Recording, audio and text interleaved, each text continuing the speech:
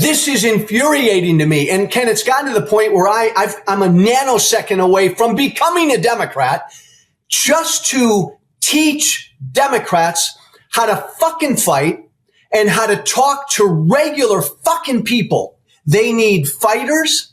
They need populists. Call it a Tea Party movement. They need some sort of movement where they can punch back against Trump and get into a fucking boxing ring with him and talk to regular people. I just crave this. Welcome to the Ken Harbaugh Show. I've got Joe Walsh with me today, one of the founders of the Tea Party. But Joe has done more than anybody I know to disavow the extremism of today's Republican Party and to make amends. Joe, I know we've texted back and forth, but I don't think we have talked since the election. So before we get into it, man, how you holding up? First of all, it's good to be with you, and thank you for everything you do. Probably like you and everybody else, when he won, I just like fucking blew through the stages of grief, and I went right to like anger. And I've been that way. And Ken, it's you and I are like, it's been a roller coaster. I love this country. I wish I were 40 years old. There's a part of me that just wants to say, fuck it. I'd like to enjoy life. He won. People knowingly voted for the most horrible person on the planet. Someone who right now is fucking selling Ukraine down the river. But he won fair and square. And so maybe this is just what America wants. So it's weird. He did win fair and square. It was a free and fair election, but I'm having to really interrogate this idea that many people knowingly voted for the most horrible candidate in American history. Because when you look at the things that so many Trump voters believed, if you look at the news deserts that they inhabit, there's actually some good research on this. I think it's by YouGov. I can't remember the exact polling firm, but when you look at the gap in information, specifically around the economy, crime, and immigration, Trump voters believed the wildest disinformation that was out there. And I think that contributed to their vote for him. It was a vote largely based on disinformation and ignorance. I think there's a lot of truth to that. I think that's the result of, and look, Ken, I come from the right. I'm still of the right, just not this right. But I grew up in an America where the mainstream media, what we call it, generally is left of center. I get it. Most people who go into journalism have that bent. When I was in office, I knew every time I went on ABC or NBC, the person I would be sitting down with didn't agree with me politically. But eventually this pissed the right off. So they came up with this thing called Fox News so many years ago. And Fox News is solely devoted to the right. And as you said, it's now utterly propaganda and disinformation. So it's not just they're biased. Everybody's biased. The MAGA right, the world I used to come from, and again, you're nice, Ken, to me. I used to be in that world, and I used to push some of the bullshit disinformation because the audience wants it. So it's really scary. Yeah, look, I'm under no illusions about the bias of the media. I mean, I am biased. It's impossible not to be, just in the guests that I choose to interview, right? Yep. But I think there's a difference between having a perspective and lying. Bingo. And outright lying. And I do my best to tell the truth. And if I don't know what the truth is, I try to admit that. I think the opposite is true in the right-wing ecosystem. It is engineered to lie. It exists to push disinformation, and it does it so very effectively. I'm from Ohio, the epicenter of the "they're eating cats" lie, right? I mean, pick your meme. They have all been engineered to stoke division and fear and drive Republican voters to the polls. I've said for a long time that Trump's greatest legacy is the destruction of truth. And I firmly believe that. And now, Ken, look at, on top of Trump, you've got the wealthiest guy on the planet with the biggest platform on the planet right there with Trump spreading these lies.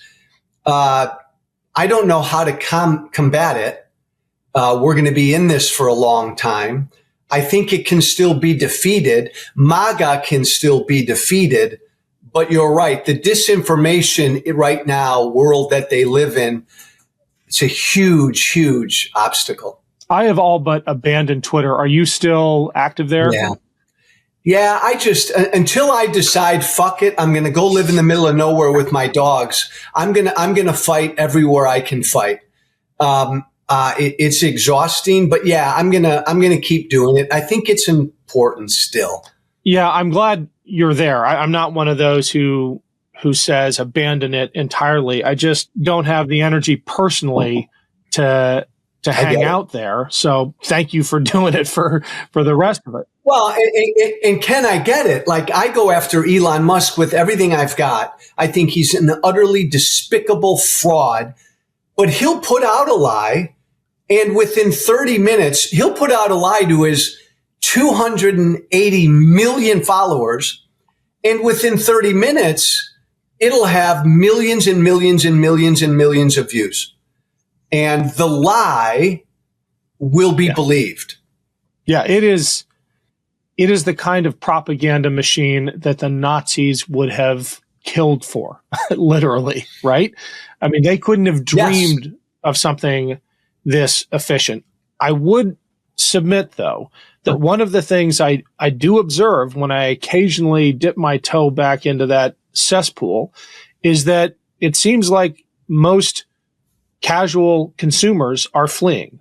Like, my feed on Twitter when I go back in is, I mean, it's like all hate and ads and solicitations. It does not seem like the kind of platform that is still building a sense of community. You're right. And again, I'm not smart enough to know, but I'm sure he's fucked around with the algorithms because it's a much different platform now. It's still the best platform to get instantly appraised of what's going on. And I hope that changes one day. But you're right, Ken. Outside of that instant news, what just happened in Ukraine, it's littered with primarily right of center, crazy ass shit. A lot of reasonable people in the middle and the left have left completely. Again, I don't know what the answer is. I come from right-wing media. I couldn't lie, Ken. Like, I had strong beliefs and I'd say shit about Obama. And if I still had a right-wing talk radio show last year, when the whole cats and dogs thing hit, I would have gone on my right-wing radio show and said, that's bullshit. Trump is just lying and scaring to you. Look, we got a real problem in Springfield, Ohio. Good, decent people. A lot of migrants have entered that town. They're all good people. Let's figure out what we're going to do. But I couldn't lie. And that's because, Ken, I was pressured at the very beginning to be on Team Trump. And I was told point blank, if you're not on Team Trump, your show ain't going to last. I couldn't do that. I couldn't be a Sean Hannity. But the incentives are there to do that because you make money. And if you're a politician, you stay in office. Hey everyone, it's Ken. I need a quick favor. We are launching Valor Media Network, a new YouTube channel to highlight positive role models who will take on the toxic influencers of the so-called manosphere. Think Joe Rogan. We've got some great hosts already lined up. You'll recognize some of them like Jason Kander, Dan Barkoff, and Bobby Jones. And we've got more coming on board soon. Please click on the link below to Valor Media Network's YouTube page and hit that subscribe button. These early signups make all the difference. Thank you so much. One of the things I'm hearing with increasing frequency in my circles is that the left, the Democratic Party, needs its own Tea Party movement. Fuck yeah! What do you, okay, build on that. Oh, I wish I were there with you in Cleveland right now because, and again, I love women, Ken, but I would give you the biggest smooch on your forehead like ever. This is infuriating to me. And Ken, it's gotten to the point where I'm a nanosecond away from becoming a Democrat just to teach Democrats how to fucking fight and how to talk to regular fucking people. Everything you said about disinformation's right, and everything you said about how bad Trump is and blah, blah, blah, blah, blah, all of that. But Ken, I was out on the campaign trail every day in a battleground state, campaigning my ass off for Kamala Harris. And every day I would hear from regular people you and I know, just regular dudes who would say, Joe, I know Trump's an asshole, but the Democrats look down on me. The Democrats dismiss me. I kept getting this thing day after day. Trump and MAGA are bad, Joe, but the Democrats are elites. Democrats come across this way, Ken. It's just like the weirdest fucking thing. They need fighters. They need populists. Call it a Tea Party movement. They need some sort of movement where they can punch back against Trump and get into a fucking boxing ring with him and talk to regular people. I just crave this. Have you seen that leader, or do you think it's going to be someone most of us haven't heard of yet? Is it going to be someone who emerges from like the roots of the party or from outside the party, or might it be, an AOC type that we're aware of but hasn't blown up yet? I do not see that leader now. Coming from Congress as I do, it's hard to be that voice in Congress because you're one of so many. You've rightly picked AOC, Jasmine Crockett. There are some really good fighters, populist on the left. I worry that may be too left for America. I love Bernie, even though Bernie and I disagree on shit. Bernie 20 years ago, I think would have been primed for this moment. I don't know. I personally believe that the fighter shouldn't be a far left fighter, but even if it's a far left fighter, I'd take that over what the Democrats have now. But all the Democrats now are these carefully scripted. I'm afraid I need to poll test what I'm going to say. I mean, Ken, you and I know Trump's a bullshitter. He lies every time he opens his mouth, but Trump doesn't give a fuck about what he says. Most politicians are very careful about what they say. Democrats come across that way. I have not heard that authentic kind of voice yet. You alluded to Ukraine earlier. I'm sure you're following what is happening with these negotiations with Europe and Ukraine being frozen out. How do we get Americans to care about that? I mean, it is a 1939 moment we're in right now, and I haven't found a way to communicate the seriousness of this moment in a way that Americans appreciate the road we're on. By the way, I think about you when I think about this issue, and I thank you because I know how fucking committed you are to this issue of Ukraine and all the work you've done when it comes to Ukraine. And so I thank you for that, Ken. No, I don't think my former party is the MAGA party now is utterly isolationist. And Ken, that combined with MAGA is an authoritarian embracing thing. So MAGA likes authoritarianism. And so I think that strain, is going to carry the day for a while. So I don't think America is going to give a damn about Ukraine until American boys and girls have to go to Europe, right? Like we have not learned the lesson of the last century. But again, Ken, maybe this is why I was a lousy politician. Just cut to the chase. Trump's a fucking Russian asset. Donald Trump works for Putin. I'm so tired of all these smart people perplexed. Like, why is Trump such a bad negotiator? Why is he giving away everything before he even sits down with Russia? Trump's a great negotiator. He's negotiating on behalf of Putin. He's doing exactly what Putin wants him to do. Wake the fuck up, America. The president of the United States works for Putin. And I so want to apologize to the people of Ukraine every single day. Do you have any faith in the former Russia hawks like Rubio and I guess McConnell? Are they going to do anything? Well, McConnell will speak out, but he's now powerless. Rubio, right. I mean, you look at Rubio, the shit he said 1 month after the invasion, just 3 years ago. I mean, he called it.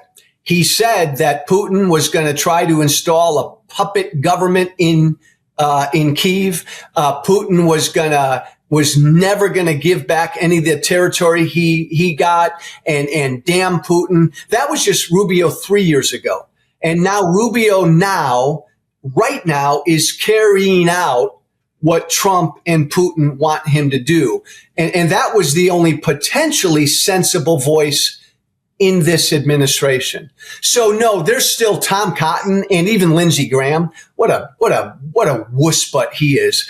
There are still a handful of Republicans who understand that we've got to stand with Ukraine, but they will remain quiet. And we haven't even talked about Tulsi Gabbard yet, which of all the nominees, I thought I would have put money on the Senate saying that's a bridge too far. And they all caved. You and I are brothers, because that's the one that I would have put my money on too. Like, that's it. Like, oh my God, at best, she's a Putin cheerleader. You can't put her in charge of our intelligence, right? John Thune, right? All you responsible Republicans. But that's scary. And Ken, and I believe this, America's allies will hold back intelligence from us these next 4 years. There's no fucking way they will give us their intelligence. But now looking back with hindsight, these Republicans, Ken, they would have approved Matt Gaetz for Attorney General. I don't think there's anybody they would have turned down. Absolutely spineless. Well, Joe, give us something to hope for to wrap up here. Are you seeing any kind of antibodies in the American body politic that are being activated in response to these outrages? Is there any hope? Yeah, no, I believe there is, Ken. And I unlike in 2016 when he won, and immediately there was like a formal resistance. The resistance to Trump and Trumpism is building up in a very decentralized fashion, and it's building up organically. We just saw earlier this week, 50 protests in 50 state capitals around the country just build up organically. That gives me hope. The last thing I'll say, and I know you're a student of the history of this country, very few generations of Americans have the opportunity to fight for their country. Most of our ancestors, life was good and America just slowly kept getting better. Because of Trump and because of how bad he is, this is a really cool opportunity for the American people to say, fuck it, I'm going to get in the game. I'm going to engage. I'm going to fight to save our democracy. We've been down for 2.5 months, but I think that mindset, I'm hearing it begin to really settle in. I'm going to get off my ass and I'm going to resist what this is. I think we're going to see a lot of it. Oh, I'm glad you're hearing that. I'm hearing it too. The challenge is being strategic and knowing when to deploy. Yeah. But we will figure that out. Joe, as always, great talking to you. Keep your chin up. Thanks, brother. Can't get enough Meidas? Check out the Meidas Plus Substack for ad-free articles, reports, podcasts, daily recaps from Ron Filipkowski, and more. Sign up for free now at MeidasPlus.com.